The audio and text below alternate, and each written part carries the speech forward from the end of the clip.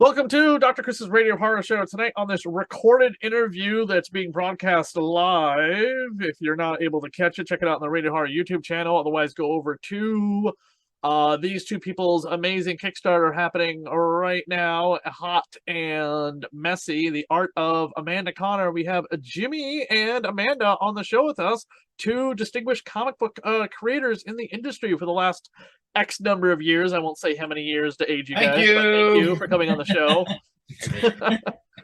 Jimmy, I've been a fan of yours longer than I ever realized. Amanda, I've been a fan of yours since Vampirella days. Wow. Thank you. And it's probably your first comic when you were born. Yeah, the death of Vampirella, the last few issues of Vengeance of Vampirella. By the way, at the day we're recording this, I'm going to go see Tom Stagowski, who wrote all those issues of we love Tom. Give him a hug for us. Make fun of his accent. Yeah, no, he's been on my show, Goth Girl Horror, the Hack / podcast. It's a podcast dedicated to Tim Seeley's Cassie Hack. We love him. So give us a hug. Give him a hug for us. Yeah. And Jimmy, your distinguished writing has shown up recently in the Halftone Horror Book, which just came out. Because you did some horror comics back in the day. I did Friday the 13th. I did a series with Justin Gray, and then we also did The Hills Have Eyes, the beginning, which was the prequel. The Hills Have Eyes, and I'm sure I've done more, but those are the two I remember just having a blast on. And actually, I got to meet Wes Craven, have breakfast with Wes Craven, awesome. Which kind of made that whole gig, even better. After the book was done, he asked to have breakfast with me and Justin. So, the ultimate flattery. I met Wes Craven a year before he passed away. We literally didn't know how sick he was when he came to this event in Boston in 2013. But when I asked him to come on the show to do an interview, like you two are, he had given me his contact, his manager and agent's contact information, and said, "Call them, set it up. We'll make it happen." And I kind of lost the piece of paper, and I thought maybe I'd see him again. It just unfortunately didn't happen. A year later, he passed away. That's such a bummer. Yeah, he was really, really sweet guy. I mean, the biggest flattery I got, he's like, I read your book. We probably should have shot this book instead of the second movie. And so that was the nicest flattery. I mean, all Justin and I did was try to bow down before him and try to do the best we could. We kind of took everything, every little word he had in that movie and take it to heart. So doing the prequel, we kind of covered everything, which he liked. And by the way, are you on the have you seen the Milestone documentary that popped up on HBO Max? I did, as a matter of fact. I watched that. Yeah, that's cool. That's like the last cool thing we're ever going to see on HBO Max because of all the crap going down at DC and Warner Brothers. I really liked watching it. It was funny because when Milestone started, I inked all the first issue covers that came out, and that was really cool to work over Dennis on that. And then I actually drew a cover for Hardware, and I worked on a bunch of other books. I inked a bunch of Hardware. I didn't make it into the special. I guess they didn't need an Italian in there. The token white guy. The token white guy wasn't needed for. But anyway, I'm very proud of that work, and those guys are just great guys. I loved working with them, and I even did some inking on the newer Hardware, the newer books that came out, the new Milestone books. I did a little inking on that for nostalgia's sake. So great. They did a good job. They really caught the comics of that era and that time pretty well, I thought. I had just picked up a few months ago an unopened box of Milestone trading cards. Wow. Yeah, I think my card's in there too. Although I think Joe Quesada drew that card of me. Yeah, no, your card was in there. And that's when I was just like, oh, that's right, he did Milestone. That's interesting. You guys are putting out a pretty cool art book, the Hot and Messy, the art of Amanda Connor. Why is it hot and messy? Because all the women she draws are hot that you draw, Amanda, are hot, and they're kind of a mess too, like the pro. It's hot and or messy, kind of. It's hot and okay. So you have hot and or messy. You have hot and messy on Kickstarter. You might need to edit that. Yes, I probably should have made the title a little different. It's just You know, it's like I get a lot of kicks drawing like a lot of imperfection, you know, like a lot of times people just do perfect, and I enjoy looking at perfect, and you know, and it's fun. But when I'm drawing, you know, for myself, I like to make everything a little imperfect and a little bit messy and a little bit, you know, just like I feel like it reflects real life Personality. better. Yeah. Yeah, and you can really see a lot of personality when things aren't so perfect. So that's why I named it that. Plus, it's not for kids. It's a mature. Yeah. Oh yes, definitely. There's a lot of nudity and stuff in it. You know, I mean, it's the first hardcover art book by Amanda that features adult material in it. Yeah. So there's a lot of hot stuff and there's some messy stuff in there. And some messy stuff. Yeah. Do you, Amanda, you've been drawing like women like this for a long time, like, you know, going back to, you did Barbie? No, what did you do before Vampirella? I did before I did Vampirella, I was working on Tomoe for Crusade Comics. That was one of Billy Tucci's characters. Oh yeah, you did Gargoyles as well. And then, but yeah, before that was Gargoyles, and then before Gargoyles was Barbie. Okay. Oh, you must be excited about the movie coming out. It's gonna be interesting. It'll be really fun to see what they do with it. Right. It can't be any worse than the Transformer movies. Well, Margot Robbie is really good at making things fun. You know, that's her thing, is she knows how to make things really fun. So it'll be interesting to see what she does with the Barbie movie. Do you ever get like and sometimes people don't look at names of things when they look at who's drawing it. Do you ever get any backlash for the way the women you draw are drawn? I mean, they're very cartoony and the facial expressions are very funny, but you know, somebody like Jim Valiant gets a lot of slack sometimes because people are like disgusted with the TNA. I mean, I'm listening to a documentary about comic book stores right now, and one female comic book store owner is like, I just am so disgusted with the industry a lot of times, and one of the books that I will just never carry in my store is Terror Witch of the Black Rose. And I'm like, well, there are women who draw this way too. What do you have to say about that, Mrs. I'm so conservative?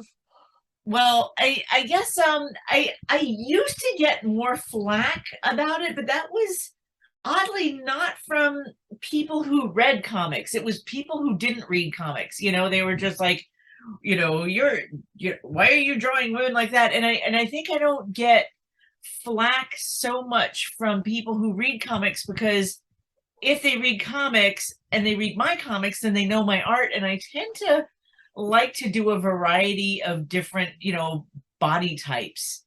So, you know, Power Girl looks like Power Girl. Like, Power Girl is always going to be like this giant, busty, you know, she's a Kryptonian. She's basically, you know, kind of a female version of Superman. You know, she's, you know, he's got a, I don't know, like a 56-inch chest, and you know, thank you. So,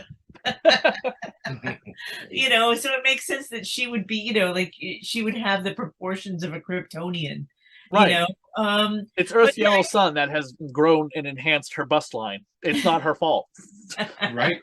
Yeah, and I mean, and I think somebody like a long time ago said, you know, why didn't you draw a Power Girl with a smaller bust? And I'm like, because then that's like still, you know, if you draw her with a smaller, you know, smaller boobs, you're still making it about her boobs. You know, it's like, we know she's Power Girl, we know she has big boobs, and now let's get on and see what she does when she's not, you know, punching out villains and saving the universe. Right. You know, so and it would really piss off like cosplayers like Kara Nicole, AZ Power Girl, whose whole career is looking like Power Girl. If you've ever met this cosplayer, you know what I'm talking about. Right. So yeah, it's just like, this is the way she's shaped. Now let's move on. You know. So yeah, I mean, there's like, I like the characters that I draw to reflect, you know, all sorts of different people and body types and personalities. I mean, as soon as Jimmy, you posted about this thing, I immediately had to jump on and get a copy of this, because I own, when I go out of my way to find old issues like Vampirella. Let's just go back to that because this is a horror show. I make sure it's your covers, Amanda, because even if you're not doing the interiors, it's just like your artwork. I have like put up on a pedestal, being like, this is fantastically sexy and cartoony at the same time, and it's drawn by a woman too. So it oversteps the boundaries of what people hate about comic books sometimes in the best ways possible. Yeah, I mean, I don't, I don't think that sexy necessarily has to mean unpalatable. It's like, you can have like, people of all genders can like sexy in a million different ways. It doesn't have to be a bad thing. Right. I mean, I had I wanted. I've got a short story collection coming out. We've got various artists on it, like and Tim Vigil did a bunch of artwork for me for it, and I was like, I need a combination of conservative and sexy in this, and he wanted to go balls to the wall crazy with it because that is not what Tim Vigil is known for. No, but I was like, I need the cover to sell, so we gotta put her in a dress, and he's just like, okay. And then, but a later page, I was like, I want it based on this cover of this old Marvel Vampire Tales book, and you can go full on sexy with them, girls draped over the bed, and she's falling out of her dress, and my gender swap Vlada's leering over her, unclasp the corset a little bit, just no nudity because I gotta sell this in stores. Right. And then we did a Renfield story, and the writer behind the story talked to me about it and her opinions about the story and how she didn't like the artwork, and I was like, okay, and I came back to Tim and he was like, okay. All right, fine. Yeah, but I definitely never want to like hold back an artist when I'm like, go nuts, and then I have to turn around and be like, hold on. Yeah, I mean, I think the artist also has to take into consideration where the book is going. Right. You have to tweak it for the audience that you're trying to get to see the book and get to notice the book. So right, and I want to put it. I try to make sure the book stays like PG-13, even if there is a lot of cleavage. I don't want to be like overly descriptive if there's some, type of sexual encounter or something. Yeah. I mean, cleavage doesn't mean sexual. Right. Right. I mean, it's just a part of the body. There's definitely a lot of cleavage in movies that aren't it's just that they happen to be, look, we're selling entertainment. So people want to see things, they want to be entertained. And we don't draw skinny anorexic guys in the books, right? Sometimes I do. Sometimes Amanda does, but I mean, people should. We when we do superheroes, they're healthy. When we do horror, they have different kind of there's different kind of parts of the genre too. I mean, part of horror has always been, for me, it's been a little sexy, because it was something you're getting, like there's a point in the horror where it's intimate, which means it becomes dangerous. And that's a big part of horror, is that kind of intimacy is a big part of horror. Everything can't be from far away and all that kind of stuff. So I don't know. I think there's room for everything. But definitely Amanda's Kickstarter is not PG. No. And that's fantastic. You should be able to, run your Kickstarter and show off the, what you're intending it for.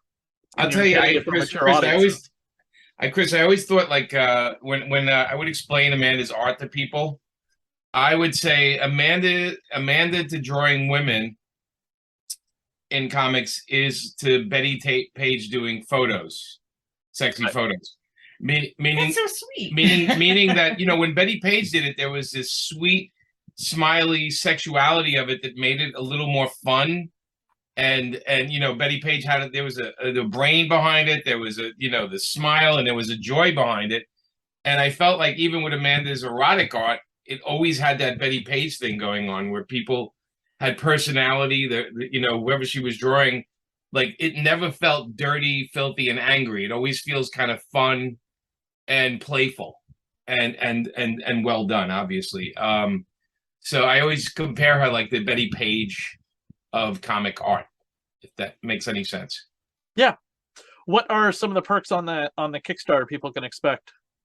In the book, I mean, so we've hit like a lot of stretch goals already. So people are getting things like physical things like a print, a free print, stickers, stuff like that. They're also getting digital sketchbooks. There's a lot of, I think we've hit like 5 of stretch goals already. So that people, if you back just getting the book right now, you're getting a whole bunch of other stuff as well, because everyone else has been working the campaign so well. Yeah, I got the signed art book. Okay, yeah. So now you'll also get a print from Amanda. You'll get digital books. You'll also get a digital copy of the art book as well. Mm-hmm. So there's a lot of stuff where we've added over the past 3 weeks. I mean, it has 1 week left. I think next Wednesday is the last day. Yeah, 6 days from today. Yeah, and so as we hit these stretch goals, we're giving away more stuff. But the main thing, of course, is producing this beautiful hardcover. And Amanda, taking a lot of Amanda's art that some people have seen, some haven't, right? Yeah. There is some Vampirella, there is some Sonia in there. There are some little things here and there. There's illustrations she's done over the years for paper films, and there's stuff that people have never seen, some roughs and sketches. Mm-hmm. And plus we have on the other pledge levels, we have sets of prints. So she's doing new prints just for the campaign, and they're like sexy themed prints that no one's ever seen. So there's a lot there. I mean, we treat our Kickstarters, we only print a certain amount of them, and that's it. So the people that back them, you're getting them for not only, we don't usually have that many more to sell later on. And if we do, the price jumps up at least $10-15. So we always tell people, we want to make sure the Kickstarter people that back it now are not only getting the best deal, they're getting all the stretch goals, they're getting all the extra stuff. And since I buy comics, Amanda and I are consumers, so we're very conscious of making sure people feel like they got their money's worth. And the printing is going to be beautiful. It's going to take a couple of months, but the printing is going to be beautiful. It's a beautiful hardcover. And so I mean, we're tactile people, so we want to make sure people get their money's worth. Mm-hmm. What are you guys both reading right now? I have to look behind me. I was just He's got a giant pile of comics behind him in his studio. I got my Atomica Kickstarter, which was a collection of all the Atomica comics. That was a monster. But so my pull box is every Image comic #1 that comes out. Uh-huh. So I've been reading Above Snakes by Sean Lewis and Hayden Sherman. I have let's see, we have the Loaded Bible, Blood of My Blood by Tim Seeley. I'm looking at New Masters by Shobo, Rockstar and Soft Boy. Plus I've been getting the Image anniversary books, which have been great. And then Seven Sons, Starhedge by Liam Sharp. Liam's a buddy. That's on the table right now. We have a regular book. What do we read? Love and Rockets is our regular. Yeah, that's our regular. Right? Yeah. So we get every issue of that. And then we because I'm always writing, we try to limit what we consume. I also have the Human Target here by Tom King, trade on that. And there's so much stuff, man. Yeah. And then when Jimmy's done with it, he puts it upstairs in the bathroom so that I can read it. I do. I plant it there. You read it in the bathroom? Yes, I do. I'm a bathroom reader. I know it's not healthy, but I don't know if you ever seen that Vampirella page you did where Vampirella's on the toilet. Yeah. There you go. Wait, are you saying that's personal life experience? Yes. Oh my God, too much information. Well, I guess art it does imitate life, doesn't it, Amanda? Yeah, sometimes it does. Everybody goes to the bathroom.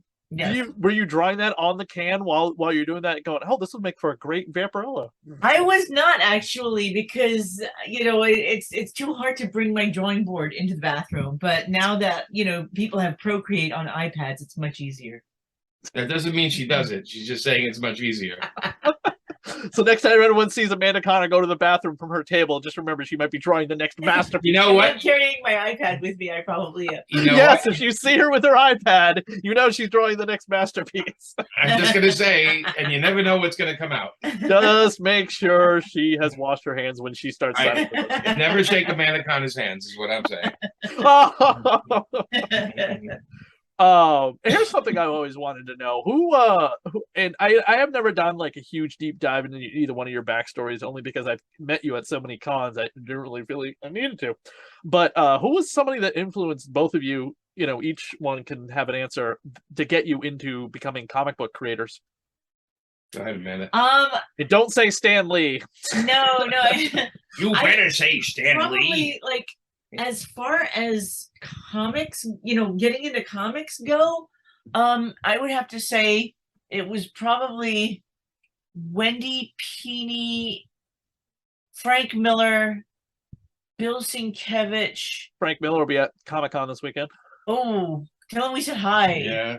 And like who did I read a lot of? If I can get to him, he's a pretty high ticket these days. Yeah. You just tell them you know us, and that'll get you Oh, okay.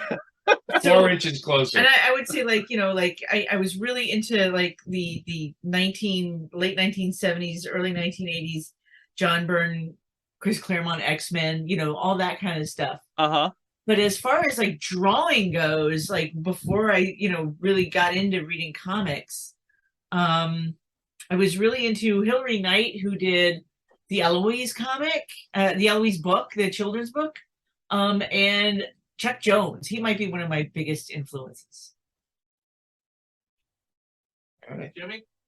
For me, I grew up reading everything during the 70s, falling in love with guys like Bernie Wrightson and Kaluta and Starlin and Stranko, Paul Galassi, John Buscema. Like these guys are just like all my heroes. But I think, I fell in love with comics at an early age, and then I started copying them when I was a kid, and then writing my own comics and drawing them and butchering the English language in the process. And then I went to the High School of Art and Design in New York and took comic art and started working for people, helping them with backgrounds on their comics, and realized that it's a low-paying job and I need to make money for a living. So I got out of comics right after that and got back in when I was 30, assisting Mark Texeira on Ghost Rider and Punisher. And he was a big help for me. And I'm influenced by people all day long. I got to tell you, but in the early days, definitely the Bernie Wrightsons, the Barry Smiths, the Strankos, the Kirbys, and Buscema and Fazetta and Al Williamson. I mean, I love Joe Kubert. Oh my God. And Will Eisner, Manara, Mobius, I'm influenced by all of them. I'm really influenced by the guys who stepped out of the Marvel DC bubble and did their own books as well. Fantastic. The what is something you guys are working on that's coming out besides this Kickstarter? We have we have a book probably in a month coming out where about the band Blondie. Oh, neat. Yeah, we're doing a book about basically it's a comic, it's a graphic novel about when Debbie grew up in New Jersey and Chris Stein grew up in Brooklyn and how they met in New York, and it's also illustrated by 10 other illustrators. And we have that coming. We have the 30th anniversary Harley Quinn book. I think it's in September or October. I'm not sure, but it's a 96-page book where Amanda and I wrote a story with Chad Hardin, but it also features people like Paul Dini and Stephanie Phillips and Sam Humphries and a whole bunch of people. I think do you guys know Ken Hunt? Ken Hunt. That name sounds familiar. He's the artist on Vlada, a Dracula Tale, but he's drawn for Brian Pulido. He drew some Harley Quinn covers here and there as well. He's from Maryland. Cool. Yeah, he's from Maryland. Uh-huh. Yeah, man. Well, I mean, I probably know his style as soon as I see it. You know, I Yeah, probably if know. you look up Ken Hunt the artist, not the baseball player, you will Right. see it. You also Right. see like 1,001, Vlad pictures because he's been the artist on the graphic novel and then the Yeah. comic book. So Oh, we'll he's definitely check him out. trying desperately to catch up on commissions because he's been my artist now for so long. Yeah, Yeah. the commissions can definitely throw a monkey wrench in your regular work. Yeah. You know? They are fun, but yeah, it's like sometimes commissions you just have to be like, look, I can't, people are like, can you do commissions at home? And I'm like, I can't because you're working on editorial work when you're at home. You have to make sure you can balance it out. Yeah, we also, I think the other thing we have is the last issue of our Invincible Red Sonja Yes. series. Yes. Oh my God, that was so much fun to comes do. out in I think in like 2-3 weeks. So Yeah. Somebody asked a rather interesting question to me. They just sent me a Facebook message me back on Facebook of saying, "Oh, ask him this because I'm planning on doing almost the same thing." How do you overcome the legal hurdles of publishing the artwork in the book if it's characters like Zatanna and or Harley Quinn? Oh, well, we ask. We get permission to do it. I mean, so here's the thing. If the book was more than like, let's say 20% those kind of company characters, yeah, you have to get a written permission. You have to do all that kind of stuff. You have to jump over hoops to get it. You have to get permission for everything. But if you're featuring 1 or 2 pieces and you're on good terms with the companies, you could just say, hey, we're going to put a couple pieces in the book and they're okay. I think the most we have in there is like some of Dynamite stuff. And I literally just wrote Nick Barucci and said, hey, Nick, we're going to put a couple of pieces. Are you cool with that? And he was cool with it, So you have to you just have to make a lot of calls and get permission. Because in Amanda's art book, we have a 5-page Betty Page story that we did that DC Comics owned. It was for the, what was it for? The Big Book of Wild Women. That never got printed. So we asked them for permission and they gave us permission to put that in there. So it's a little bit of, what they say, never burn your bridges. Like, we have good relationships with everybody. So when we do stuff like this, we just ask. Right. Yeah, that makes total sense. Yeah, a lot of the people, they're not, as long as the book isn't only about that. If we did a Art of Amanda Khan DC book, obviously we'd have to talk to them and we'd have to figure out something.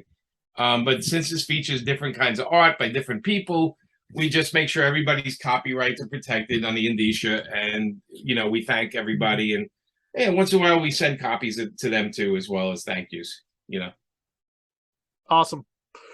Well, thank you so much, both of you, for coming on the show before Zoom kicks us off the call. I really appreciate it. I actually wanted to have you guys on the show for quite a while, but it's always been great to run into you at cons, and hopefully you guys will be back out in New England again sometime in the future. I don't know what your con schedule is for the rest of the year in 2023.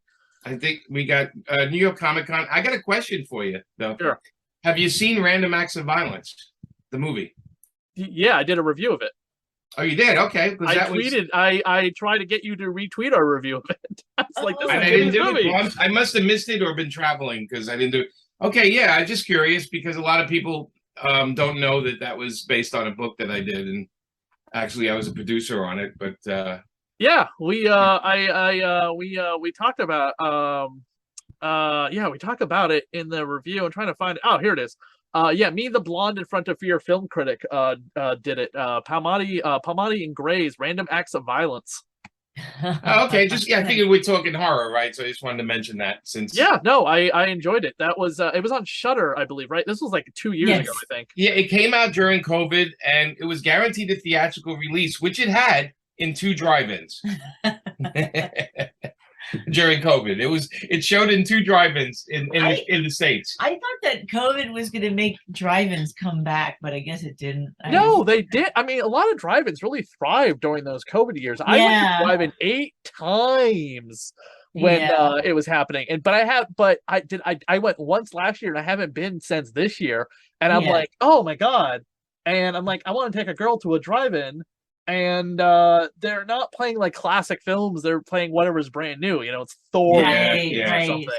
Yeah, I think they do well to do classic films like 2 horror movies. Absolutely, yeah. Yeah, I think that's a great idea.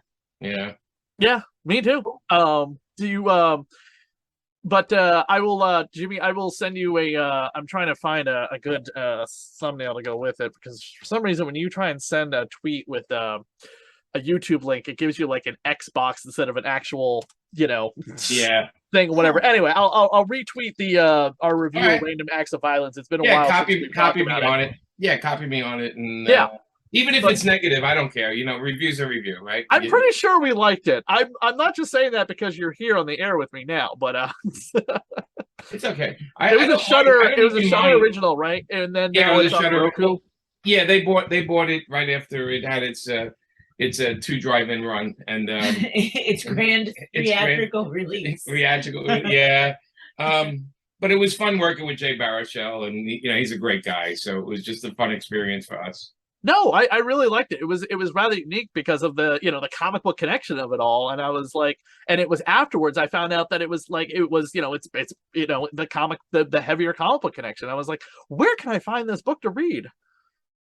At paperfilms.com. Excellent, definitely cool. Well, Okay. again, thank you so much both for coming on the show. Why don't you give out your social media tags where people can find you, and since this will air during the Kickstarter, let them know where on Kickstarter. Sure. If they go to the Kickstarter, it'll be it'll be on the Amanda Conna art of Amanda Conna. What is it? Hot and Messy. Hot and Messy. The art of yeah. Amanda Conna, and we're both on Twitter. Amanda's is Amanda Rants a Lot.